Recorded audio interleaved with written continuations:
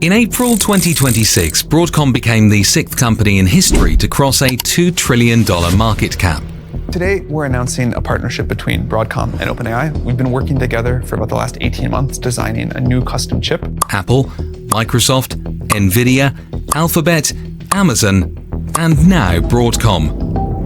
Even though I say myself, probably the best semiconductor company out there. Most people have never heard of it. Almost nobody can name its CEO. His name is Hock Tan. He was an 18-year-old skinny kid from Penang, Malaysia in 1971 when MIT gave him a scholarship to study in America. His parents could not have afforded to send him to college. He repaid that chance by building one of the most valuable companies on earth. More user-friendly. You want them to actually work together. You're asking me particularly. Not by inventing anything, not by disrupting anything, by buying companies that dominate their markets, firing thousands of people, raising prices on the customers who remain, and using the profits to buy the next company.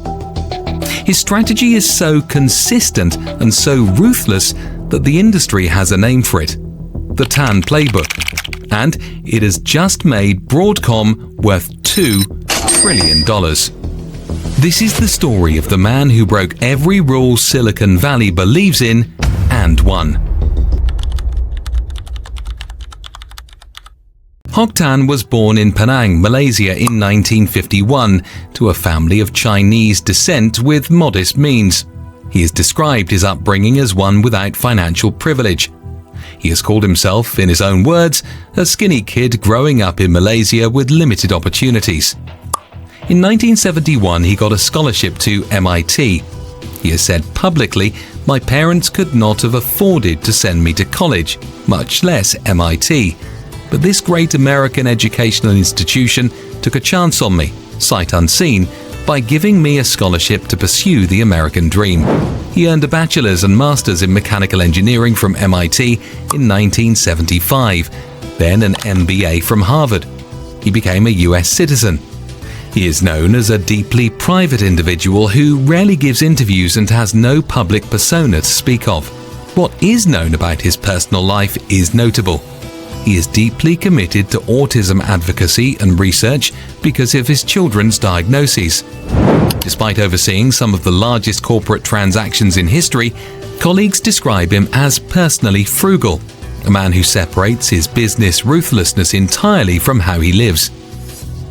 His early career went from General Motors to PepsiCo to Commodore International to Integrated Circuit Systems to a managing director role at the private equity firm KKR. This is the critical detail. Tan was not trained as a product visionary or a Silicon Valley dreamer. He was trained as a financial engineer. He learned to look at a business and ask one question: what is this actually worth, and how do I extract that value? In 2006, he took the helm of Avago Technologies, a company spun out of Agilent and Hewlett-Packard. He was not there to build a culture, he was there to build an empire. The strategy is so consistent, Wall Street has given it a name. It has 3 steps, executed over and over with mechanical precision. Step 1. Acquire a business with a dominant, unassailable position in the market. What Tan calls a franchise. Not a company trying to grow into a market, a company that already owns one. Step 2. Divide everything into what he calls diamonds and turds. Keep the diamonds, the profitable, defensible, high-margin parts, cut everything else. Deep layoffs, killed product lines, dismantled engineering cultures that took decades to build. Former employees describe the process as brutal and efficient in equal measure. Step 3. Raise prices. Tan is explicit about this. He has a dominant market position. He will use it. This is not about capturing new customers, it is about extracting maximum value from the customers he already has. The cash goes 2 places: back to shareholders as dividends and buybacks, and into the war chest for the next acquisition. It is a self-perpetuating machine, and it is the engine that has driven Broadcom from a mid-sized chip maker into one of the 6 most valuable companies on Earth. The playbook is written in the history of some of the biggest names in technology. Avago acquired LSI, rebranded as Broadcom, then Brocade Communications, then CA Technologies for $18.9 billion, then Symantec's enterprise security business for $10.7 billion. In 2017, Tan shocked the entire industry with a hostile, unsolicited bid for Qualcomm, valued at roughly $130 billion. It would have been the largest technology acquisition in history. The US government blocked it on national security grounds. But the Qualcomm bid revealed something else about how Tan thinks. In November 2017, weeks before launching that bid, he stood in the Oval Office next to President Trump and announced he was moving Broadcom's headquarters from Singapore back to the United States. Trump called it a great thing for American workers. It was political positioning executed as precisely as any financial deal. Broadcom was about to attempt the largest technology acquisition in history. Having the president publicly praise you as a friend of American jobs is not a bad place to start. The Qualcomm bid was blocked anyway, but the instinct to manage Washington the same way he manages a balance sheet tells you everything about the full range of his playbook. Each acquisition followed the same script. Buy the dominant player, cut the fat, raise the prices, cash out, repeat. Then came VMware, and this one was different in scale and consequence. In 2022, Tan announced the intention to acquire VMware, one of the most important software companies in enterprise technology, the backbone of how hundreds of thousands of companies run their IT infrastructure, for $61 billion plus debt. The enterprise technology world braced itself. VMware's customers knew the playbook. They had watched what happened at CA Technologies and Symantec. They knew what was coming. They were right, but they underestimated the scale. Less than a month after closing the deal in November 2023, Broadcom ended perpetual software licenses entirely. Customers were forced onto subscription models. The product portfolio, thousands of SKUs, was collapsed into a handful of bundled packages. Customers reported price increases of 300 to 500%. Some European customers reported increases of up to 1,500%. Gartner saw inquiries about VMware alternatives spike 275% year over year in the first 6 months of 2024.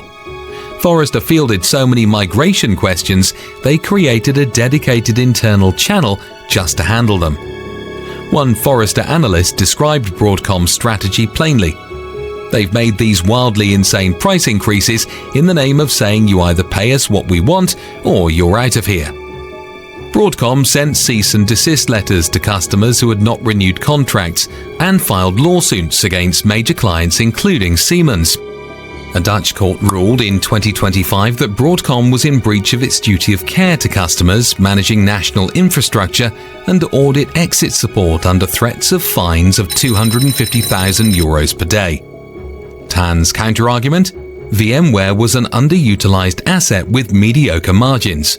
He committed $1 billion a year to R&D. He argued that customers who wanted enterprise-grade virtualization at scale had no real alternative and would pay.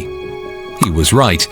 By 2026, VMware's software revenue is tracking the thesis. The customers who stayed are paying dramatically more. The business generates enormous cash. The ones who left are discovering that migration is harder and more expensive than they expected. That is the Tan playbook working exactly as designed.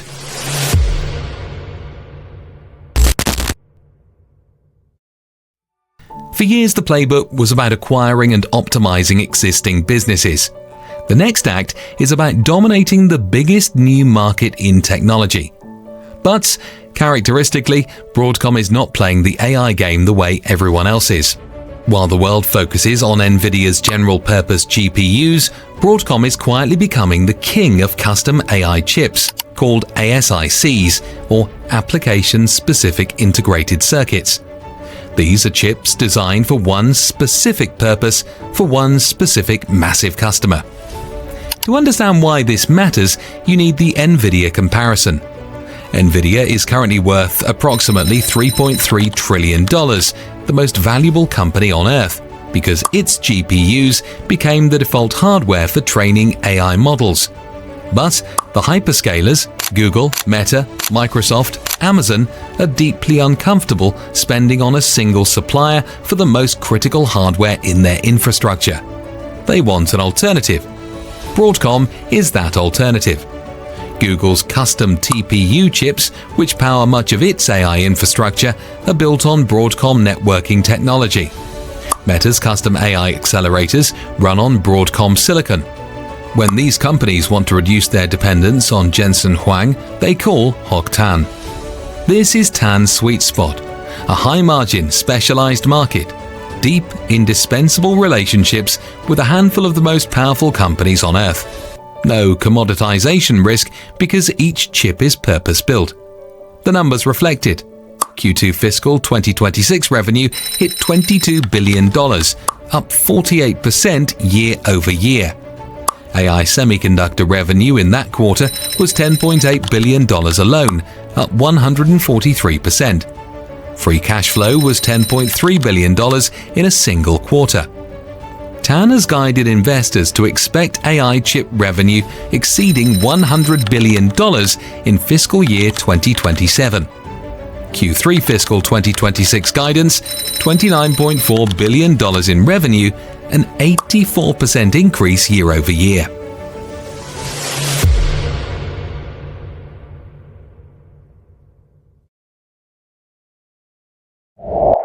Broadcom crossed $1 trillion in market cap in December 2024. It crossed $2 trillion in April 2026. As of June 2026, it sits at approximately $1.76 trillion, the sixth most valuable company on Earth. The path there was assembled through three interlocking engines. First, the fortress of high-margin infrastructure software built from VMware, CA Technologies and Symantec. Predictable, recurring, enormous cash flow. Customers locked in and paying more every year. Second, the AI chip business riding the largest technological wave of the generation. Demand from hyperscalers stretching years into the future. Revenue growing at triple digits year over year. Third, and most important, Hock Tan himself. In Q1 fiscal 2026 alone, Broadcom returned $10.9 billion to shareholders, $3.1 billion in dividends, and $7.8 billion in buybacks in a single quarter. The market is not just rewarding the AI business or the software business, it is rewarding the Tan playbook executed at a scale nobody thought was possible when a skinny kid from Penang walked into MIT in 1971. One more number worth sitting with.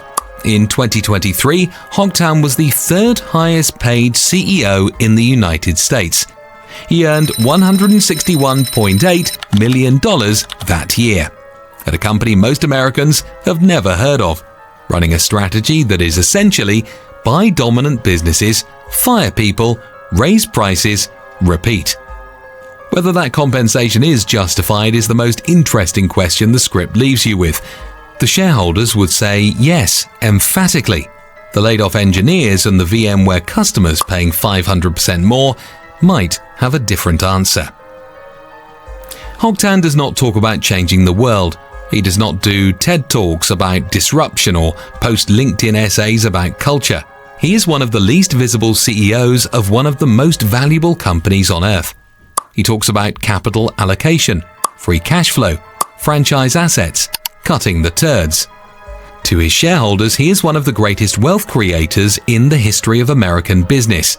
To the thousands of employees laid off from acquired companies, and to the VMware customers now paying 500% more for the same software, he is something else entirely.